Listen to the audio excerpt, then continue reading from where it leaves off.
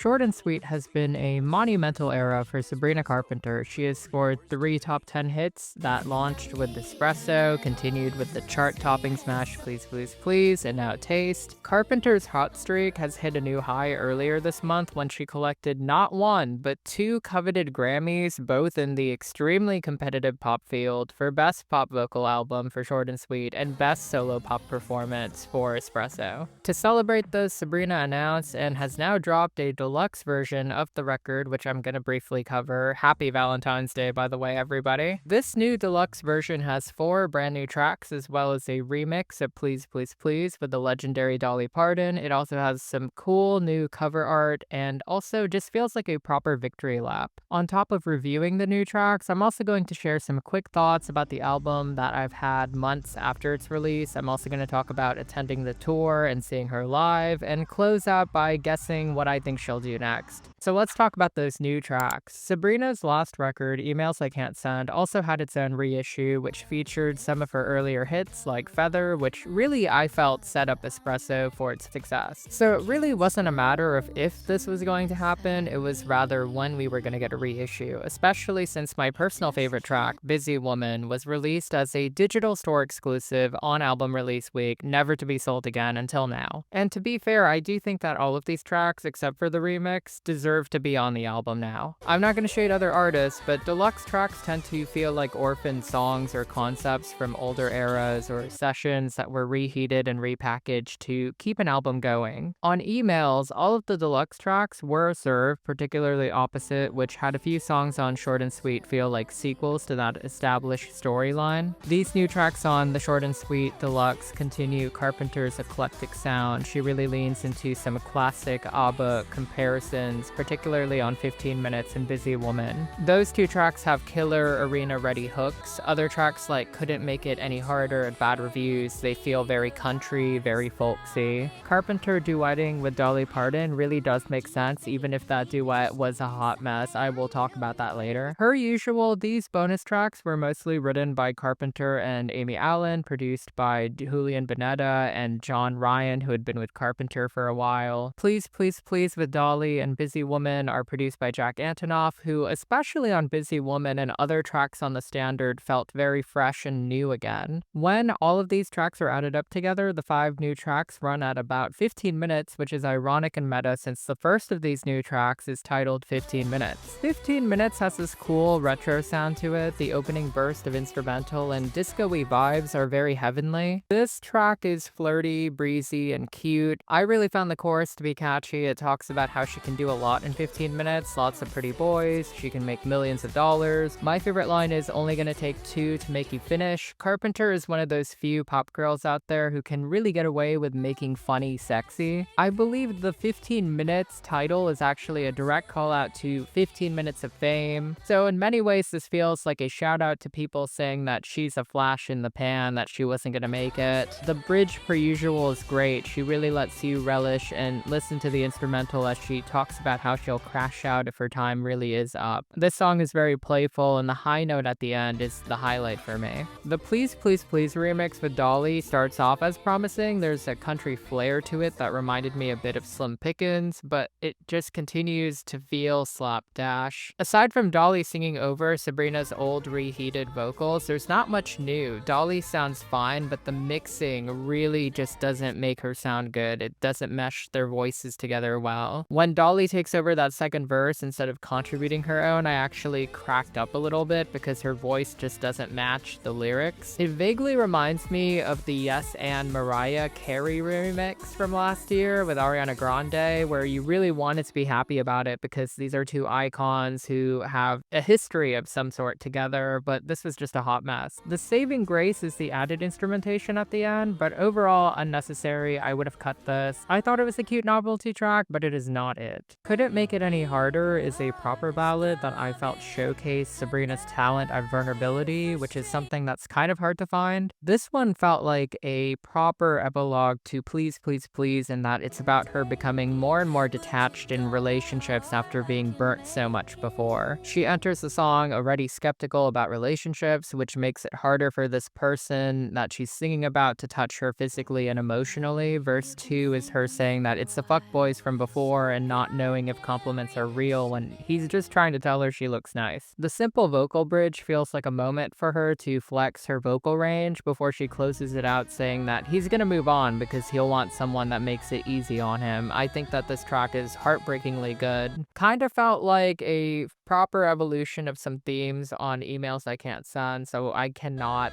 not love that. But no, this is why I had to make the video. Busy Woman is the clear standout, the clear single choice. This one just felt like a smash when I first listened to it as a bonus track last year, and it feels like one right now. Sabrina said that this wasn't ready for pressing when the record was being made. It was actually recorded after. But this one just screams #1 hit, top 10 hit. This is peak confidence. Sabrina setting the terms and agreements, knowing her worth. It has this ABBA-like elegance to how well constructed it is. Verse, chorus, bridge, chorus. There's even a dash of country fiddle in there over the synths and strings. It's very detailed. The production is really well done. So many quotable lines like, "If you don't want me, I'll just deem you gay." The song is playful, mean, bossy. I love it. The chorus having her go from loving to spurning in a hat drop. The innuendo of "come into my calendar." She's a lyricist. And the bridge where she just lets loose vocally, she's a peak diva. I need the music video right now. Add it to the set list. This is essential Sabrina. Bad Reviews is the album closer, and it feels like a sister to Slim Pickens down to its country instrumental. I felt like it was a little bit too short. It's interesting in its construction. There's no chorus, but Sabrina manages to really pack a punch into each verse. This song seems to be about people who say that her relationship is pretty much, doomed. But it's very clear that she wants to make this work. I love the line about the red flags turning blue if she closes an eye. The line, "just want someone to love me," just really digs to the core of her ethos as an artist and why she's so relatable, because beyond the armor of innuendos and the sharp catty callouts, she just wants someone who loves her for her. Verse 3 sadly sees her succumb to cutting friends loose because she can't be wrong again. She can't lose another boy who wasn't even her boyfriend. I felt like that echoed the sentiment of Don't Smile, which was the standard closer, where she just really wants the guy to miss her. And again, it ends on a very somber note. Overall, I do think that most of these tracks were fine being cut, but also I can see why the clean and perfect kind of original 12-track run went the way it did. Though these tracks do add some added dimension, they explore directions that the original listing had. If there's any track to save forever, Busy Woman for sure, essential song. And now I'm just going to shortly revisit the album and era. I'm going to keep this section short and sweet. After 7 months with this record, I feel like it's really shown its staying power, not only on the charts, but as a record in my mind personally. I find myself constantly revisiting the album front to back. No skips. Even tracks that I really just did not click with at the beginning, they have become favorites of mine beyond the singles. I think everything on here could have been a single at some point. I want to especially call out Don't Smile, whose section in my original review had to be cut out because of annoying copyright stuff with the Universal Music Group. But wow, absolutely floored. It's a brilliant pop ballad that is well produced and really captures the feelings of a breakup that you're not quite over yet. And of course, Juno not being a single is a crime. I have seen that track make so many year-end lists. It's crazy to me that it's likely never gonna get a music video or a visual. On the tour, when she does the sex position and that jump and you just jam out to it with everyone around you, it feels like a classic Pop Girl Is Born moment, hooks on hooks on hooks. And it's just an easy song to sing along to. It's just very fun and free. In its entirety, short and sweet definitely deserved to win that Grammy because of its ingenuity. It's very cohesive in its themes and subject matter, but you can also feel like she made a populist pop record that I felt also touched on different genres like country and disco, all while not alienating the audience. The lyrics are written smart enough to make you pause, but not think too hard. They're not pretentious enough that the jokes fly over your head. I really do think it won over other worthy nominees because it was simple. It was committed to just being enjoyable. In a year where everyone was more than happy to elevate their work, which I really have to commend, Sabrina instead focused on making the best and most relatable pop record of the year. There are no big twists, there's no conceit to it beyond covering a journey of a woman falling in and out of love again. But the fundamentals are so strong. Amy Allen, who won Songwriter of the Year alongside Carpenter and the other writers, they were so focused on making airtight hooks and verses that carry along the story. I felt like the production as well really does a great job of not overpowering Sabrina's voice, but rather giving her the right aura or vibe to sell her emotions and narrative. And the tour, I cannot praise her enough for it. I thought it was so much fun to attend. The variety show feel to it, the commitment to retro modern visuals, I really just loved it. The set list, her outfits, the energy. I haven't felt that mix of excitement about seeing a pop star ascend in an arena setting since the 1989 World Tour many years ago, and that's a very high compliment. I feel like the next tour is not only going to be bigger and bolder, but I am going to miss how intimate she was able to make that arena feel. As for what's next for Carpenter, I think it's no short coincidence that she's been dipping her toes more and more into country. We saw that a bit on Emails with Already Over, underrated deep cut, favorite of mine, go check it out. On Short and Sweet, Slim Pickens felt like an evolution and exploration of that. Coincidence also had some folk flavor to it, so I wouldn't be surprised if we saw a bit more acoustic elements in there. Likewise, Busy Woman and the success of those previous singles such as Feel Like